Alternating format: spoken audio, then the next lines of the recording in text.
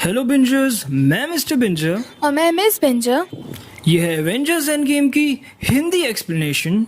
और आप देख रहे हैं बिंज वॉच।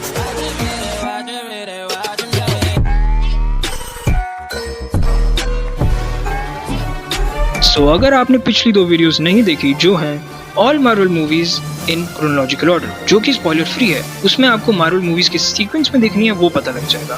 और दूसरी video all Marvel movies explained इन हिंदी, जिसमें आपको अभी तक की आई सभी मार्वल मूवीज की कंप्लीट स्टोरी पता लग जाएगी। साथ ही साथ मार्वल सिनेमैटिक यूनिवर्स एक्सप्लेन्ड इन हिंदी की प्लेलिस्ट का लिंक भी आपको आई बटन और डिस्क्रिप्शन में मिल जाएगा, जहां आपको हर मार्वल मूवी की डिटेल्ड ओरिजिन एंड एक्सप्लेनेशन मिल जाएगी।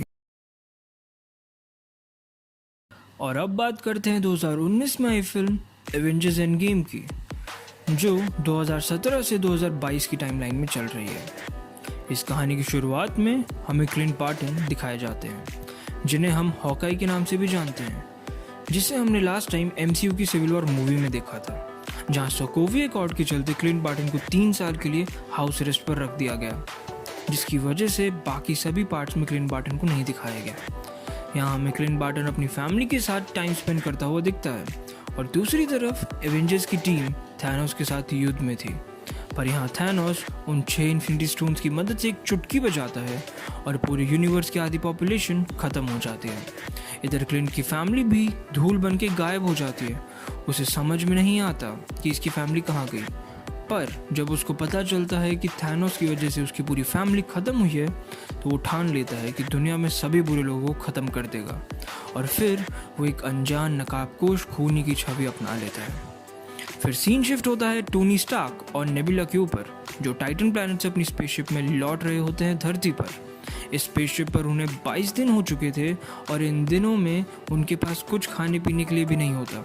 अब नेबुला तो एक ह्यूमनॉइड एलियन और हाफ साइबॉर्ग थी, इसलिए उसे इतना फ़र्क नहीं पड़ता, लेकिन टोनी स्टार्क को इस सबसे बहुत तकलीफ हो रही थी, और वो अपनी हिम्मत हार चुका था और अपनी मौत का इंतज़ार कर रहा था।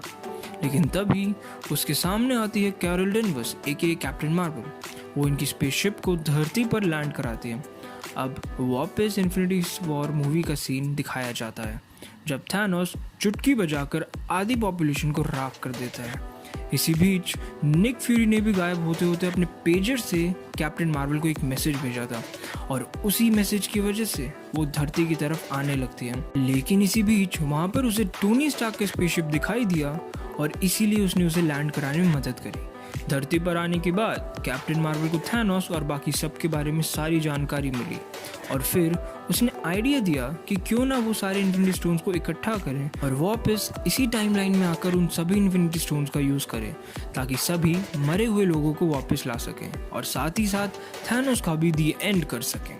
उसी मोमेंट पर उन्हें अपने सिस्टम से एक खास इन्फॉर्मेशन मिलती है, जिसमें उन्हें पता लगता है कि जब थैनोस ने चुटकी बजाई थी, तो पूरे यूनिवर्स में एक ऐसी लेयर फैली जो आज से पहले कभी नहीं देखी गई, और सेम ऐसी ही लेयर एक गैलेक्सी पर दोबारा देखने को मिली ठीक 2 दिन पहले। इसका मतलब थैनोस ने दोबारा चुटकी बजाई है। इसके बाद एवेंजर्स को ये पता लग जाता है कि फिर से थैनोस ने अपने सारे इन्फिनिटी स्टोन्स को यूज़ किया है, और उस लेयर की मदद से वो उसके सिग्नल को ट्रैक करते हैं और सीधा अपनी स्पेसशिप में उसी प्लैनेट पर पहुंच जाते हैं जहां पर थैनोस था। जब एवेंजर्स ने उसको पकड़ा और उससे पूछा कि आखिर सारे इन्फिनिटी स्टोन्स कहाँ हैं, तो वो कहता है कि उसने सभी इन्फिनिटी स्टोन्स डिस्ट्रॉय कर दिए, ताकि फिर से कोई उन्हें यूज़ करके यूनिवर्स को पहले जैसा ना कर पाए। थॉर को इस बात पर काफ़ी गुस्सा आता है, और वो थैनोस को अपने स्टॉर्म ब्रेकर से गला काट कर मार देता है। अब क्योंकि इन्फिनिटी स्टोन्स ही नहीं थे, तो अब किसी को कोई होप नहीं थी कि सब पहले जैसा हो पाएगा। सब निराशा को हाथ लिए अपनी अपनी राह पर चल पड़ते हैं। थॉर अब नया आर्काइड बना चुका था, जो कि स्थित होता है नॉर्वे में। थैनोस से हारने और इन्फिनिटी स्टोन्स को गंवाने के बाद थॉर उतना शक्तिशाली नहीं रहा और काफी मोटा और आलसी हो गया। वहीं दूसरी ओर अब हल्क ने अपने ब्रूस बैनर और हल्क के शरीर पर 1.5 साल तक काम करके उन दोनों शरीर को मिला दिया और बन गया प्रोफेसर हल्क। वहीं कैप्टन अमेरिका ने एक सपोर्ट ग्रुप शुरू किया, जिसमें वो बचे हुए लोगों को सिखाता था कि जो बीत गया है हमें उस पर नहीं, अब जो आने वाला है उस पर ध्यान देना चाहिए। दूसरी तरफ टोनी स्टार्क, जो अपने पेपर पॉज से शादी करके अपनी छोटी सी बच्ची के साथ किसी जगह पर अपनी जिंदगी शांति से बिता रहा था, इसी के बीच पूरे 5 साल बीत जाते हैं, तभी सैन फ्रांसिस्को में एक घटना घटती है। एंटमैन, जो कि Antman in the Wasp movie के अंदर फाइन पार्टिकल्स लाने के लिए सीधा पहुंच गया था क्वांटम रेल्म में, लेकिन थैनोस की चुटकी बजा देने की वजह से वहां पर अटक गया। और जिस लैब की मदद से वो क्वांटम रेल्म में गया था वो एक वैन में थी, और तभी उस वैन के अंदर एक चूहा घूम रहा होता, जिसकी गलती से वो वैन की मशीन फिर से स्टार्ट हो जाती है और एंटमैन यानी Scott Lang finally quantum realm से इस दुनिया में वापस आ जाता है। क्वांटम रेल्म असल दुनिया से बिल्कुल अलग डिमेंशन है, जहाँ का टाइम हमारी दुनिया से बिल्कुल अलग चलता है। अब क्योंकि क्वांटम रेल्म बिल्कुल एक अलग जगह थी, तो वहाँ पर बिताए गए 5 घंटे इस दुनिया के 5 सालों के बराबर थे। यानी कि 2018 से 2022 इन पूरे 5 सालों को वहाँ पर सिर्फ 5 घंटे बीते थे। अब जब स्कॉट लैंग अपनी दुनिया में वापस आता है तो देखता है कि सभी लोग जा चुके हैं, और यहाँ तक कि उसकी बेटी भी 5 साल बड़ी हो गई है। इन सभी कॉम्प्लिकेशंस को समझने के बाद स्कॉट एवेंजर्स के पास जाता है और उन्हें क्वांटम रेल्म के 5 घंटे और इस दुनिया के 5 साल के बारे में बताता है। वो कैप्टन अमेरिका से कहता है कि अगर वो फाइन पार्टिकल्स और साथ ही क्वांटम रेल्म को ठीक से यूज करना सीख जाए तो वो 5 साल पीछे जाकर सब चीज़ों को फिर से सुधार सकते हैं। और फिर Captain America, Black Widow and Antman तीनों मिलकर मदद मांगने जाते हैं टोनी यानी आयरन मैन के पास। वो टोनी को क्वांटम रेल्म के बारे में सारी चीज़ें बताता है और कहता है कि अगर वो समय में पीछे जाकर सभी प्रॉब्लम्स को टाल सकते हैं, लेकिन टोनी इससे आने वाले खतरों को जानता था, प्लस अपनी फैमिली को सफ़र नहीं करने देना चाहता था, इसलिए वो उन सब को काम करने से मना कर देता है। और फिर सब पहुंचते हैं हल्क के पास, वो उनकी मदद करने के लिए तैयार हो जाता है और अब लग जाते हैं टाइम मशीन बनाने के लिए। लेकिन काफ़ी सारे एक्सपेरिमेंट्स के बाद भी वो अनसक्सेसफुल हो रहे थे और सही टाइमलाइन तक नहीं पहुंच पा रहे थे। वहीं सीन शिफ्ट होता है टोनी पर, जो कि अपने घर में जार्विस के साथ एक टाइम मशीन पर काम कर रहा होता है और गलती से वो सही कोड एक्टिवेट कर देता है और टाइम मशीन बना लेता है, पर वो अपनी फैमिली को सफ़र नहीं करने देना चाहता था। तभी उसकी वाइफ पेपर पॉट्स वहाँ आकर उससे उनकी फिक्र छोड़ देने और दुनिया को बचाने के लिए कहती है। फाइनली टोनी टाइम मशीन पर लग जाता है और एक छोटा सा गैजेट बनाकर कैप्टन अमेरिका यानी स्टीव रॉजर्स के पास जाता है और साथ ही ले जाता है उसी की शील्ड जो वाइब्रेनियम से बनी थी। टोनी ने ये शील्ड कैप्टन अमेरिका से सिविल वॉर मूवी में ले ली थी, ये कहकर कि वो उसके लायक नहीं है। वहीं दूसरी तरफ नताशा यानी ब्लैक विडो पहुंचती है टोक्यो क्लिंट बार्टन को वापस लाने के लिए और उससे कहती है कि एक खूनी बनकर बुरे लोगों को मारने से कुछ नहीं होगा, अच्छा तब होगा जब उसे उसकी फैमिली वापस मिल जाएगी और एवेंजर्स इसमें उसकी मदद करेंगे। दूसरी तरफ रॉकेट और हल्क पहुंचते हैं सीधा नॉर्वे के न्यू एस्गार्ड में, जहां पर थॉर होता है और वो बिल्कुल गोल मटोल हो गया था। अब वो 9 रिम्स का रखवाला नहीं बल्कि 9 बच्चों का बाप लगता था। वो थॉर को टाइम मशीन और बाकी प्लान के बारे में बताते हैं जिससे वो यूनिवर्स की ख़त्म हुई आधी पॉपुलेशन को वापस ला सकते हैं। थॉर मदद करने के लिए तैयार हो जाता है और फिर टाइम मशीन की मदद से सभी सुपर हीरोज़ अलग अलग टाइमलाइन में अलग अलग जगह जाते हैं। फिर iron man, Hulk, captain America और एंटमैन पहुंचते हैं 2012 की टाइमलाइन में, जहां पर न्यूयॉर्क बैटल चल रही होती है चिट्टौरी आर्मी के अगेंस्ट। अब 2012 की टाइमलाइन के अकॉर्डिंग वहां पर 3 इन्फिनिटी स्टोन्स मौजूद थे। टेज़रेक्ट जिसके अंदर स्पेस स्टोन था, आई ऑफ एगोमोटो जो था टाइम स्टोन, और सेप्टर जिसके अंदर माइंड स्टोन था जो थैनोस ने ही लॉकी को दिया था। टोनी और स्कॉट टेज़रेक्ट को लेने सीधा एवेंजर्स टावर पर पहुंचते हैं, लेकिन वहां पर हल्क उनका काम बिगाड़ देता है, जिसकी वजह से उनके हाथ से टेज़रेक्ट निकल जाता है और लॉकी टेज़रेक्ट को वहां से लेकर गायब हो जाता है। दूसरी तरफ कैप्टन अमेरिका का सामना होता है 2012 वाले कैप्टन अमेरिका से, और एक ज़बरदस्त फाइट के बाद प्रेजेंट कैप्टन अमेरिका वहाँ से सेप्टर लेके निकल जाता है। वहीं हल्क पहुँचता है न्यूयॉर्क के सैंक्टम में टाइम स्टोन लेने, लेकिन तब टाइम स्टोन डॉक्टर स्ट्रेंज के पास नहीं बल्कि एंशिएंट वन यानी गुरु माँ के पास होता है। हल्क उनसे टाइम स्टोन मांगता है पर वो मना कर देती हैं, क्योंकि अगर उन्होंने ये हल्क को दे दिया तो इस पूरे यूनिवर्स में मल्टीपल टाइमलाइंस बन जाएंगे और सब बिगड़ जाएगा। हल्क उन्हें समझाता है कि फ्यूचर के अंदर बहुत ही बड़ी गड़बड़ होने वाली है, जिसके लिए उसे टाइम स्टोन की ज़रूरत पड़ेगी, पर गुरु माँ नहीं मानती। फिर हल्क बताता है कि डॉक्टर स्ट्रेंज ने टाइम स्टोन थैनोस को देके सैक्रिफाइस किया, जिसके पीछे उसका कोई बड़ा मकसद होगा। ये सुन के गुरु माता फाइनली टाइम स्टोन उसे दे देती हैं। अब कैप्टन अमेरिका और हल्क ने माइंड स्टोन और टाइम स्टोन तो ले लिया, लेकिन टोनी स्टार्क और एंटमैन को अभी तक टेज़रेक्ट यानी कि स्पेस स्टोन नहीं मिल पाया था। फिर टोनी स्टार्क और कैप्टन अमेरिका समय में और पीछे जाने का डिसाइड करते हैं और वहीं से टेज़रेक्ट लाने का सोचते हैं। फिर वो दोनों पहुंचते हैं सीधा 1970 की टाइमलाइन में, जहां टोनी के पिता हावर्ड स्टार्क फ्यूचर टोनी से मिलकर काफ़ी खुश होते हैं और टोनी टेज़रेक्ट लेने में कामयाब हो जाता है। वहीं कैप्टन अमेरिका को वहाँ पर पाइम पार्टिकल्स भी नज़र आते हैं और उन्हें अपने साथ लेकर अपनी रियल टाइमलाइन में आ जाते हैं।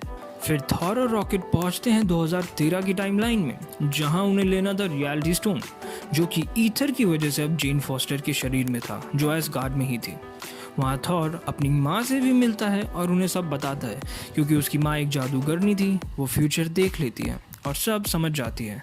इसके बाद थॉर अपना हाथ आगे करता है और उसका म्योनीर उसके पास में आ जाता है। वहीं पर रॉकेट भी जेन फोस्टर में से ईथर निकाल के रियलिटी स्टोन ले लेता है और फिर वो अपनी रियल टाइमलाइन में आ जाते हैं। दूसरी तरफ हॉकआई और ब्लैक विडो जो कि पहुंचते हैं 2014 की टाइमलाइन में वॉर्मीड प्लैनेट पर सोल स्टोन की तलाश में। वहाँ उनकी मुलाकात होती है रेड स्कल से। वो उन्हें बताता है कि सोल स्टोन को लेने के लिए उन्हें एक सोल की कुर्बानी देनी होगी, यानी सोल के बदले सोल। वो दोनों एक दूसरे की जान बचाने के लिए अपनी खुद की कुर्बानी देने के लिए तैयार हो जाते हैं और फिर एक हार्ट वार्मिंग फाइट के बाद नताशा अपने आप को कुर्बान कर देती है और बार्टन के पास सोल स्टोन आ जाता है और फिर वो भी रियल टाइमलाइन में आ जाते हैं। और फिर सीन शिफ्ट होता है जेम्स रोड्स और नेबुला पर, जो कि पहुंचते हैं 2014 की टाइमलाइन में मोराक प्लैनेट पर, जहां पर पीटर क्विल पहले से ही मौजूद होता है। उन्हें पावर स्टोन मिलता है जो कि ऑर्ब के अंदर होता है। वो पीटर क्विल को बेहोश करके वहाँ से पावर स्टोन को लेने वाले होते हैं, लेकिन उसी टाइम पुरानी नेबुला की वजह से यादें आने लगती हैं।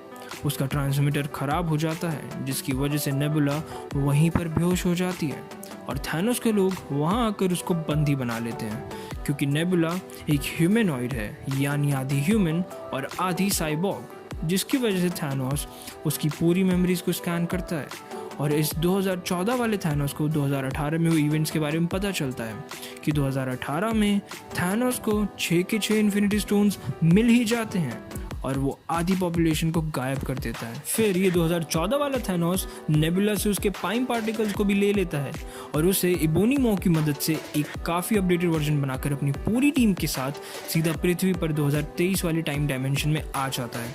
इसी दौरान सारे एवेंजर्स सारे के सारे इन्फिनिटी स्टोन्स को एक नए गॉन्टलेट में डालते हैं।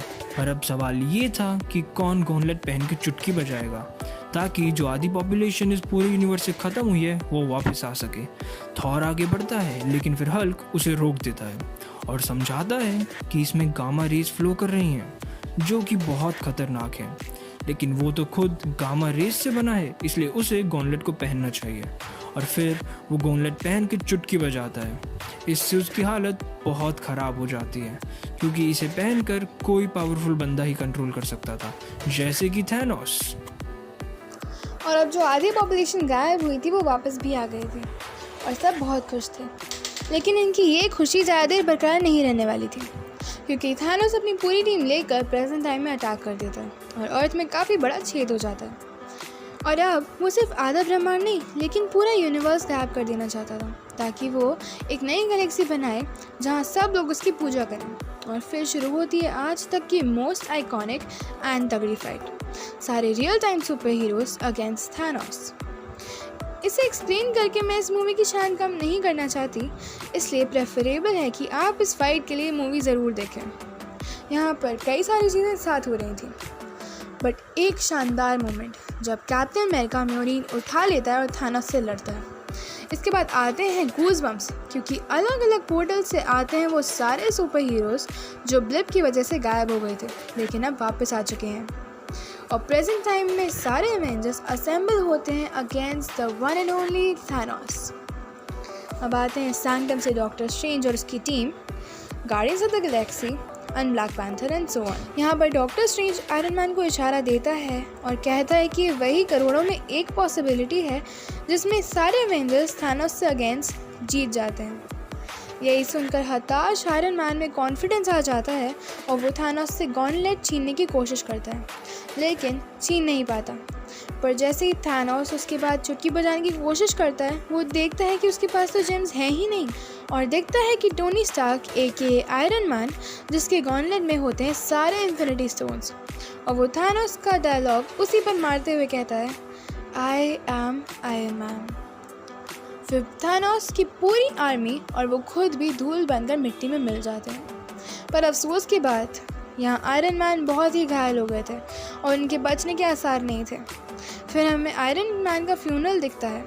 फिर हमें थॉर दिखाया जाता है, जो अपना थ्रोन वाल्कराई को देकर गार्डियंस ऑफ द गैलेक्सी से निकल जाता है। वहीं सारे एवेंजर्स ने डिसाइड किया था कि जिस इन्फिनिटी स्टोन्स को जहाँ से उठाएंगे, वॉर के बाद उसी टाइमलाइन में वापस रख देंगे, और कैप्टन अमेरिका सारे स्टोन्स को अपनी जगह लगाने वापस जाता है। और क्योंकि उसने 70 साल बर्फ़ में बिताए थे और अपनी बाकी की लाइफ पेगी कार्टर के साथ बिताकर वो प्रेजेंट टाइमलाइन के हिसाब से काफ़ी बूढ़ा हो चुका था, इसलिए वो अपनी कैप्टन अमेरिका वाली जिम्मेदारी दे देता है फाल्कन को। ये मूवी यहीं ख़त्म हो जाती है, लेकिन ये वीडियो नहीं, क्योंकि अब मैं आपसे कहूँगा, मैं बोल रही थी, please like, subscribe and share and never miss an update from our channel. With that said, मेरा डायलॉग है। Okay.